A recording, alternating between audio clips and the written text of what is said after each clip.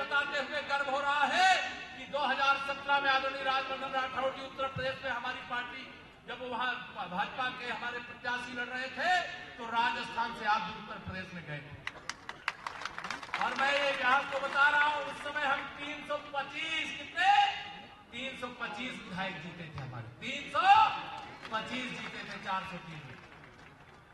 जब भी चुनाव होता है तब वहां तो आप आते हैं। आज मुझे भी आने का मौका मिला। मैं आप सब लोगों से यहां यही प्रार्थना करने के लिए, अपील करने के लिए आया हूं और निमंत्रण भी देने के लिए आया हूं। आप सोचें काहे का निमंत्रण? 22 जनवरी को रामलला विराजमान हो जाएंगे।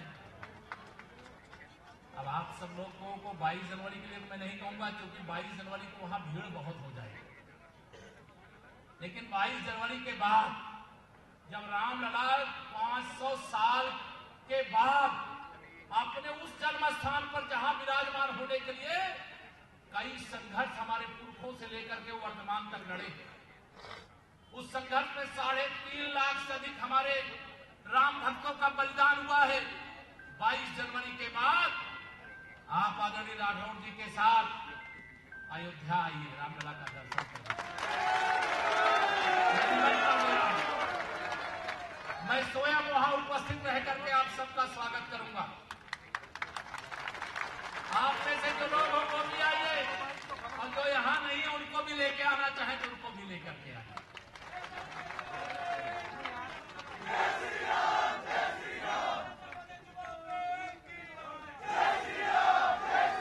देश को अगर बचाना है तो कांग्रेस को मटियामेट करना, कांग्रेस को मिटाना है। मिटाना है कि नहीं मिटाना है?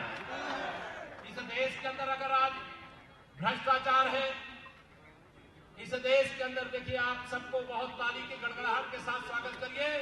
हमारे भारत सरकार के माननीय प्रधानमंत्री जी के साथ जो मंत्री हैं जम्मू कश्मीर से आते हैं, डॉक्टर जितेंद्र सिंह जी यहाँ पर आए हैं। खड़े होकर के तालियों की गड़गड़ाहट के साथ जरा एक बार स्वागत कर दीजिए। धारा 370 हटवा करके आए हैं। आतंकवाद को करने का काम करते हुए आए हैं।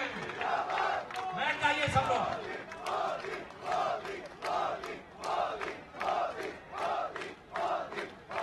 भारत माता की। मैं आप सब लोगों से लंबी बातें नहीं करना चाहता, लेकिन इस देश में अगर भ्रष्टाचार है, इस देश के अंदर आतंकवाद है, इस देश में अगर तुष्टीकरण है, इस देश के अंदर अपराधियों का संरक्षण हो रहा है या राजस्थान में हो रहा है, अगर इनकी सबकी अम्मा है तो कांग्रेस है। इसको लेकर के कोई भ्रम मत रखना। ये बड़े बड़े घोटाले 12 लाख करोड़ का घोटाला किए थे जब 2014 तक की सरकार में थे। आज माननीय नरेंद्र मोदी जी के आने के बाद देश को भ्रष्टाचार मुक्त बनाया जा रहा है। राजस्थान भी भ्रष्टाचार मुक्त होना चाहिए कि नहीं होना चाहिए? दोनों हाथ उठा के बताइए। होना चाहिए कि नहीं? जोर से बोलिए। तो उसके लिए आपको मेहनत करना है।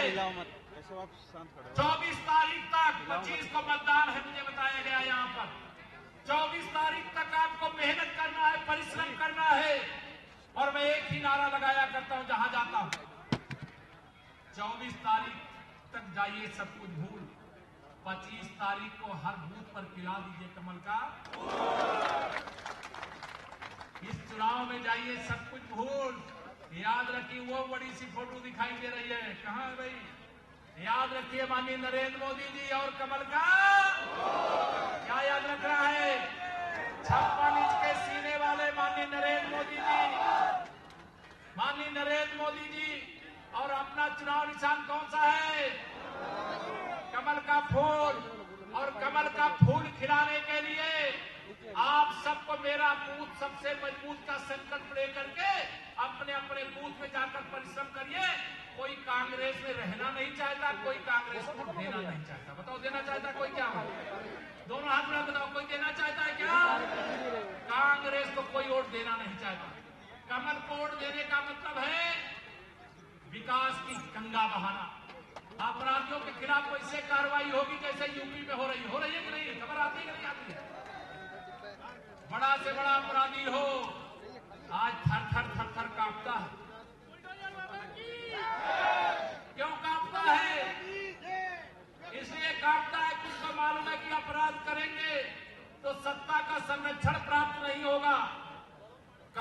होगी और कठोर कार्रवाई होगी। आज हमारे प्रदेश में तो इतनी भारी संख्या होगी जो जमानत करा करके बाहर आए थे, अब जमानत निरस्त करा करके जेल में चले गए। ये अंतर होता है जहाँ कानून व्यवस्था होती है। राजस्थान की कानून व्यवस्था ध्वस्त हो चुकी है, भ्रष्टाचार के सारे रिकॉर्ड टूट चुके हैं, आम आदमी सुरक्षित नहीं महसूस कर रहा है। जिस राजस्थान का उदाहरण पूरे हिंदुस्तान में दिया जाता था, आज उस राजस्थान का उदाहरण देने के लायक नहीं छोड़ा है ये कांग्रेस की भ्रष्टाचार सरकार, अपराधियों का संरक्षण करने वाली सरकार, गरीबों का शोषण करने वाली सरकार, महिलाओं की सुरक्षा से खिलवाड़ करने वाली सरकार, बुजुर्गों का सम्मान नहीं करने वाली सरकार, नौजवानों के भविष्य को अंधकार में झोंकने वाली सरकार। इस सरकार को उखाड़ फेंकने की मैं आप सबसे अपील करते हुए बहुत सारी बातें आप सब जानते हैं। राजस्थान की कोई बात मैं बताऊंगा तो लगेगा कि मैं सूर्य भगवान को दीपक दिखाने की कोशिश कर रहा हूं, क्योंकि जितना मैं जानता हूं उससे ज्यादा आप जानते हो।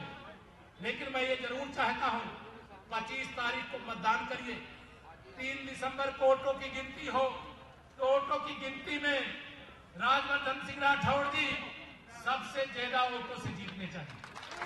जिताओगे? दोनों हाथ रख, सब लोग बताओ, जिताओगे? सबसे बड़े अंतर से जिताओगे? सबसे बड़े अंतर से जिताओगे? मैं आपको भरोसा दिलाता हूं। ये ध्यान रखना, विकास के लिए लक्ष्मी जी की जरूरत होती है। किस चीज की जरूरत होती है? लक्ष्मी जी की। और लक्ष्मी जी हाथ के पंजे पर बैठ करके नहीं आती हैं, वो कमल के फूल पर बैठ करके। इसे कमल का फूल खिलाइए और विकास के लिए शायद जितना आप सोचे होंगे उससे कई गुना अधिक हमारे आदरणीय राजवर्धन जी इस क्षेत्र के विकास की गंगा बहाएंगे, राजस्थान प्रदेश के अंदर विकास की गंगा बहाएंगे। और मेरा पूरा विश्वास है, अगर उन्हें सांसद रहते हुए विधानसभा का टिकट दिया है तो केवल विधायक बनाने के लिए टिकट नहीं दिया है। यह ध्यान रखना, और यह ध्यान रख करके 25 नवंबर दीपावली की अग्रिम शुभकामनाएं आपको देता हूं।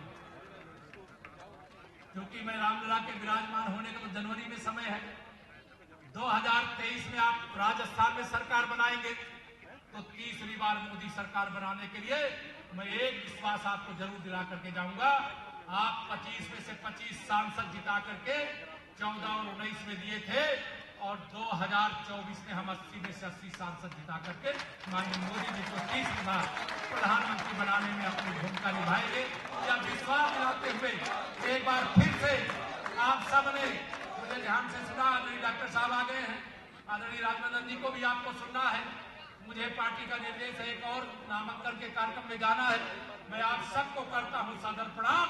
मेरे साथ दोनों हाथ उठा करके बोलिए, जय श्री राम, जय श्री राम, भारत माता की, भारत माता की।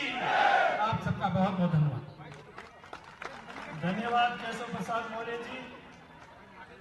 भारत माता की। हमारे बीच में केंद्रीय मंत्री और जयपुर में प्रवासी के नाते काम देख रहे ऐसे डॉक्टर जितेंद्र सिंह जी का जोरदार तालियों से स्वागत है, अभिनंदन करें।